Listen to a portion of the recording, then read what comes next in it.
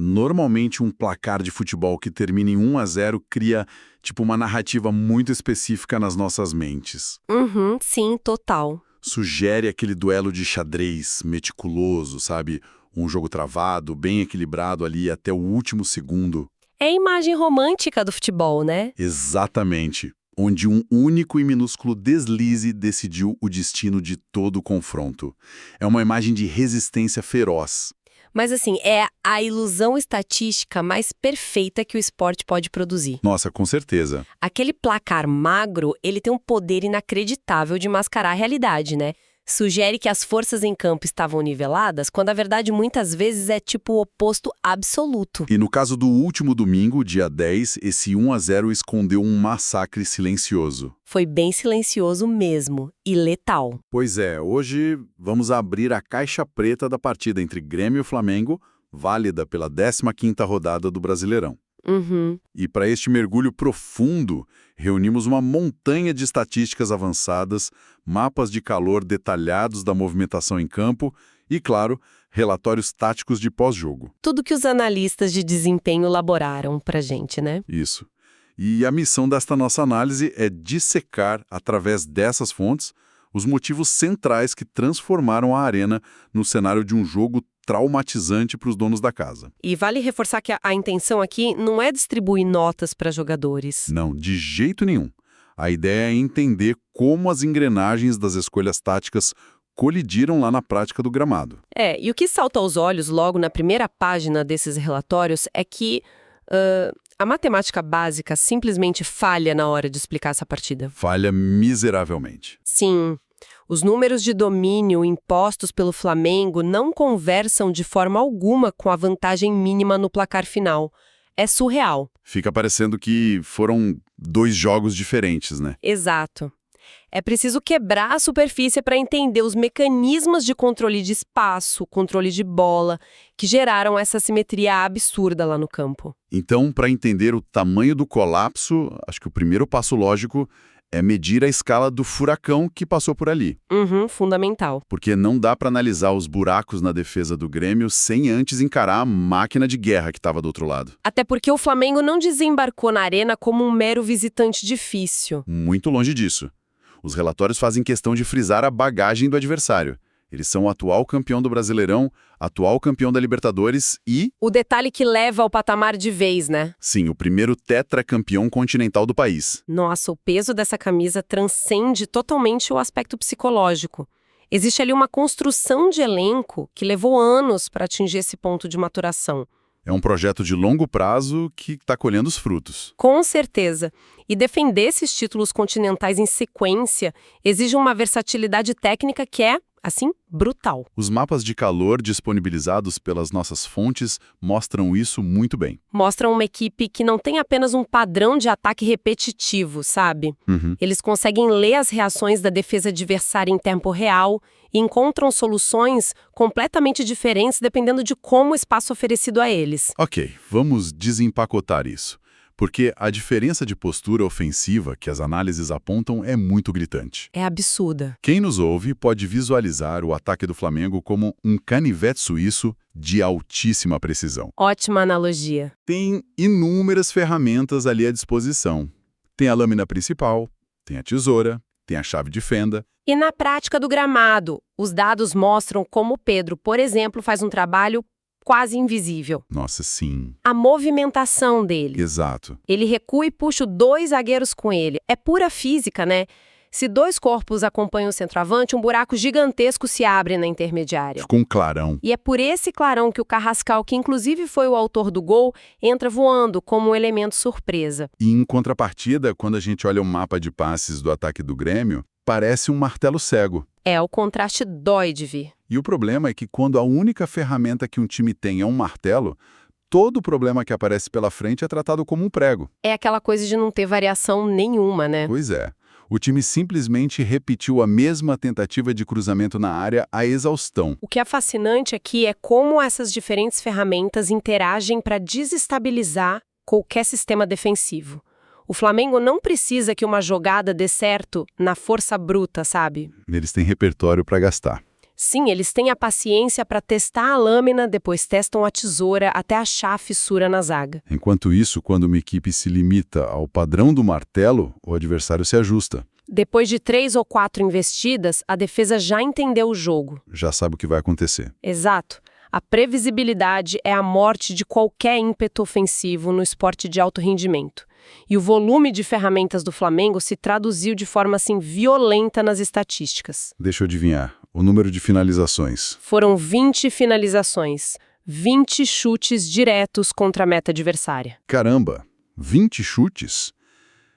E essa é a parte do relatório que dá um nó na cabeça de qualquer pessoa que acompanha futebol. É difícil de processar. Porque como é que uma equipe profissional sobrevive a um bombardeio de 20 finalizações, suporta um domínio total e inquestionável no primeiro tempo inteiro e vai pro vestiário sofrendo só um gol? A repreva deveria ter estourado logo de cara, né? É o que a lógica manda, mas a explicação atende por um nome específico e usava luvas naquela tarde. O goleiro Everton. Ele foi a grande anomalia da partida. Trata-se de um fenômeno até cruel para a posição, sabe? Como assim, cruel? Porque o destaque absoluto, o indiscutível melhor jogador em campo, pertencia ao time que foi derrotado. Assim, e que acabou sendo vazado no chute preciso do Carrascal. Exatamente. A análise individual do Everton mostra pelo menos 4 intervenções com grau de dificuldade altíssimo. Sabe aquelas defesas em que a torcida adversária já tá com um grito de gol preso na garganta? Que o estádio inteiro já levantou, né? Isso. E aí a mão dele aparece do nada, parece que do Anem, para desviar a trajetória da bola. São exatamente essas, e são essas defesas plásticas, bem heróicas mesmo, que ajudaram a construir aquela ilusão de equilíbrio da qual falamos no início do programa. Deu uma falsa sensação de que estava tudo sob controle. A atuação brilhante dele mascarou momentaneamente o buraco estrutural do time inteiro. Ele foi forçado a fazer acrobacias porque os atacantes cariocas estavam, pisando na grande área com extremo conforto. Não era chute de longe para contar em estatística, né? Não eram chutes desesperados de fora da área. Eram arremates limpos, finalizações construídas, onde a última linha de defesa já tinha sido completamente desmantelada. Pelas infiltrações constantes. Isso, pelas tabelas rápidas, pela quebra de linha. Mas assim, a realidade física é implacável. Um goleiro só consegue fazer milagres consecutivos por um tempo bem limitado. Uma hora a bola entra. Especialmente se a bola não para de voltar para a área dele. O que nos força a virar a página do relatório e investigar a mecânica dessa catástrofe. É o ponto central. Porque a bola estava sempre rondando o Everton. Porque o abismo não estava apenas na qualidade das finalizações, mas na escolha de como jogar o jogo. Na postura tática que foi adotada lá no início. Exato. Aqui é onde fica realmente interessante. Porque os números sobre o controle das ações que nossas fontes registraram dão calafrios em quem gosta de futebol competitivo. Tá mesmo, porque os dados de controle mostram o Flamengo com 68% de posse de bola. 68%. É muita coisa para um jogo de Série A. É absurdo. Mas o que choca de verdade é a métrica de troca de passes. Os cariocas trocaram incríveis 733 passes ao longo dos 90 minutos. E o Grêmio? O Grêmio registrou apenas 338. Menos da metade. Menos da metade. 733 passes. Dá para imaginar a tortura psicológica que é ficar correndo no meio dessa teia, perseguindo a sombra da bola? É o famoso ficar na roda de bobinho, né? Pois é. E essa disparidade gigantesca não foi um mero acidente de percurso. Foi o resultado de uma escolha bem consciente de postura tática. Da parte da comissão técnica, sim. O técnico Luiz Castro escalou o time com 3 zagueiros e adicionou o Messic e o Amuso como volantes de contenção. A missão era puramente defensiva. Uma retranca declarada. Mas aí deixa eu fazer o papel de advogado do diabo por um segundo. Manda. Fechar a casinha e entregar a bola para um time infinitamente superior tanto técnica quanto financeiramente não é uma tática válida no futebol moderno. Olha, o Real Madrid faz isso o tempo todo na Champions League. Eles entregam a posse e destroem no contra-ataque. Por que apontar o dedo para a estratégia de retranca do Luiz Castro como um erro fatal? Se conectarmos isso a um panorama maior, percebemos que o erro não está na intenção de se defender. Ah, entendi. O problema é a diferença brutal entre o que chamamos de defesa ativa e defesa passiva. Ok, me explica essa diferença. O que times como o Real Madrid executam com maestria, como foi pontuado agora, é uma defesa ativa e muito coordenada. Eles podem até baixar as linhas de marcação, recuando ali para perto da própria área. Eles atraem o adversário, né? Isso, mas eles fazem isso reduzindo o espaço de forma hiperagressiva. Eles preparam armadilhas para interceptar a bola. Fica aquela tensão no ar. E no milissegundo em que recuperam a posse, existe um mecanismo treinado de transição rápida para ferir o oponente em 2 ou 3 toques. É como uma mola encolhida pronta para soltar no rosto do adversário. Perfeito. É bem por aí. Agora, o que os relatórios escancaram sobre a postura adotada pelo Grêmio foi uma execução clara de defesa passiva. E o que isso significa na prática? É o ato de recuar todos os jogadores, abdicar completamente de qualquer plano com a bola no pé e, essencialmente, ficar apenas assistindo a um time letal trocar mais de 700 passes. Sem tentar incomodar o portador da bola. Exato. Isso não é uma estratégia de contra-ataque. É um pedido desesperado para ser derrotado aos poucos. E há um fator agravante que desmontou totalmente a engrenagem dessa contenção. A ausência de uma peça-chave, né? Sim, a ausência do volante Arthur. O Luiz Castro colocou o Mesk e o Amuso, que são atletas de choque. De força bruta mesmo, pegada. Isso. Mas o que o Arthur proporciona é infinitamente mais sofisticado. Eu fiquei matutando sobre isso quando li os relatórios. O que o Arthur, como indivíduo, faz de tão diferente que muda o oxigênio do time todo em relação a ter Mesk e Amuso brigando lá atrás? A palavra-chave aí é retenção sob pressão. Retenção sob pressão. Pensa no seguinte cenário. Imagina o Grêmio recuperando a posse na entrada da própria área, com 3 adversários saltando para pressionar quase imediatamente. Aquele abafa que o Flamengo faz muito bem. Exato. Se a bola cai no pé de Mesk ou de Amuso, a falta de recurso técnico sob pressão intensa faz com que o instinto de sobrevivência deles fale mais alto. Eles dão um chutão pra frente. Eles dão um bicão pro onde o nariz aponta. A bola bate no zagueiro adversário, a posse muda de dono de novo e a onda de sufoco recomeça. E se essa mesma bola cai no pé do Arthur, o que muda? Nossa, muda tudo. O Arthur tem o domínio de girar o corpo, esconder a bola do marcador e encontrar um passe curto e inteligente. Ele limpa a jogada. Ele rompe aquela primeira linha de pressão agressiva do adversário. Ele não devolve a bola de graça, sabe? Ele quebra o ritmo imposto pelo outro time e permite que os próprios companheiros respirem. Subam no campo. Isso, e saiam daquele cerco sufocante. Sem essa capacidade de respiro, a bola parecia queimar nos pés dos donos da casa. Então, entregar tanto conforto a um oponente que já possui vantagem técnica é assinar a própria sentença de colapso estrutural. É um convite para o desastre. É a diferença entre ter um extintor de incêndio e tentar apagar o fogo jogando gasolina. Bem isso. E quando a equipe entra nessa apneia profunda, correndo atrás de 700 passes sem conseguir respirar com a bola, ocorre uma reação em cadeia previsível. O corpo não aguenta. A exaustão.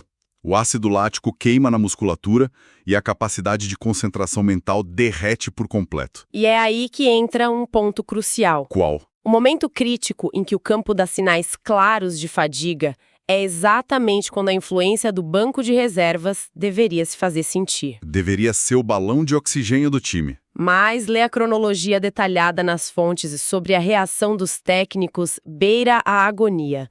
A gestão dessas alterações transforma a partida em um autêntico estudo de caso sobre reatividade versus proatividade. Em momentos de crise profunda. Pense no cenário do intervalo, quem está nos acompanhando. Foi desesperador. O primeiro tempo terminou após 45 minutos de uma pressão contínua e aterradora. O 0-0 no placar era tipo uma miragem.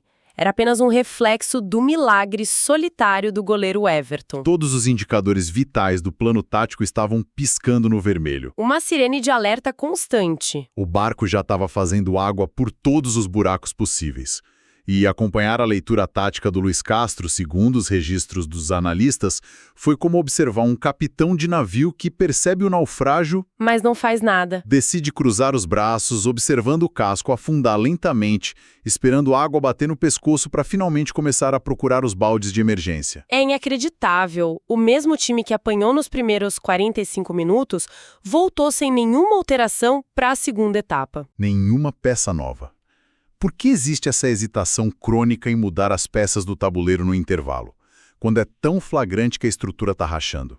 Isso levanta uma questão importante sobre a psicologia e os vieses dentro das comissões técnicas. Muitos treinadores, eles são vítimas do viés de confirmação. Como funciona isso na cabeça deles? Eles passam a semana inteira arquitetando um modelo tático e acreditam tão cegamente nele que quando a execução falha no domingo, a culpa é atribuída à suposta falta de vontade. Ah, a intensidade dos atletas. Exato. O pensamento é tipo, se eles correrem um pouco mais e marcarem com mais força, a tática vai dar certo. O famoso vamos na superação. Isso. Mas transpiração não resolve o posicionamento errado, né? Nem o pulmão esgotado de quem corre na roda de boguim. Eles até apresentaram uma fagulha de ânimo nos 5 primeiros minutos do segundo tempo, mas... Uma falsa esperança. Logo a realidade se impôs com muita brutalidade. E aí é que entra o castigo da demora. O abismo conceitual entre uma troca reativa e uma troca proativa fica bem evidente. Fica escancarado. O Grêmio realizou sua primeira alteração somente aos 18 minutos do segundo tempo. E vale frisar para as nossas fontes. Não foi fruto de uma leitura brilhante ou de um ajuste tático refinado. Foi pura e simples falência de órgãos. O físico pediu a conta. O Léo Pérez caiu estirado no gramado, a musculatura disse chega. Ele teve que ser retirado e o Thiaguinho entrou por imposição das leis da biologia, não foi da prancheta do treinador. Uma mudança ditada exclusivamente pela exaustão extrema. E a fatura de manter um time esgotado sob pressão constante chegou a galope, viu? Chegou rápido. 4 minutos após essa troca forçada, aos 22 do segundo tempo, a última camada de resistência ruiu de vez. O Carrascal infiltrou e o placar finalmente foi inaugurado em favor do Flamengo. O balde furou de vez. E a represa cedeu. O que obriga o banco do Grêmio a tentar remendar o barco no mais puro desespero. E já era tarde demais. Muito tarde. O relatório aponta que a reação tática verdadeira só foi feita aos 31 minutos. 31 do segundo tempo. Já perdendo, com as pernas pesando chumbo, o Luiz Castro saca o Pavon e o Amuso e atira o enamorado e o Braithwaite para dentro do campo. É uma tentativa cega de aumentar o volume ofensivo, né? De quem passou mais de 1 hora abdicando de jogar futebol. Com pouco mais de 10 minutos no relógio, a pressa vira a principal inimiga. Os buracos defensivos se multiplicam e o estrago se torna quase irreversível. E o contraponto fornecido pelo banco do Leonardo Jardim no Flamengo beira a crueldade, se a gente for comparar. Foi uma aula de gestão. Total. O técnico carioca olhou para a mesma dinâmica, percebeu o desgaste dos marcadores do Grêmio, mas acionou o banco de forma clínica e totalmente proativa. Ele não ficou esperando ninguém cair com cãibra. Não esperou a exaustão ditar as ordens, ele usou as peças de reposição para sufocar a ferida que já sangrava. Ele promove a entrada de Emerson Royal não para tapar buraco, mas para esgarçar o sistema defensivo pelos flancos. E o impacto disso? O próprio Emerson Royal descobre a avenida no lado do campo e dá o passe perfeito à assistência que constrói o gol da vitória do Carrascal. E a chuva de recursos não parou por aí, né? Nem perto. Ele jogou o Luiz Araújo e o Bruno Henrique no campo totalmente descansados. Dá pra pensar no estado psicológico dos defensores do Grêmio nessa hora. Respirando por aparelhos, né? Esperando por aparelhos e vendo jogadores com pernas frescas, com altíssimo vigor físico, entrando pra atacá-los no finalzinho do jogo. E foi por muito pouco ali nos acréscimos que não saiu o segundo gol numa jogada onde o Bruno Henrique achou o Luiz Araújo em condição bem clara. Uma chance real. Criada exclusivamente pelos reservas que injetaram o gás letal na hora certa. É o cenário perfeito que ilustra como o banco não deve ser visto como um hospital, mas sim como um arsenal suplementar. Exato. O domínio temporal das decisões de fora das 4 linhas foi tão definitivo para o resultado quanto as finalizações dos próprios atacantes lá dentro. A inércia de um lado foi severamente punida pela agressividade e pela letalidade do outro. Não perdoaram. Então, o que tudo isso significa para nós? Significa que fechar o relatório e resumir aquele 1-0 a um simples escorregão caseiro é uma falha grotesca de interpretação. Tapar o sol com a peneira. O que a leitura profunda das métricas e das táticas nos revelou foi a anatomia completa de uma tempestade perfeita se formando sobre o teto da arena. Uhum. De um lado, vimos a excelência sistêmica de um tetracampeão continental municiado de um arsenal ofensivo bem versátil. O canivete suíço. Isso.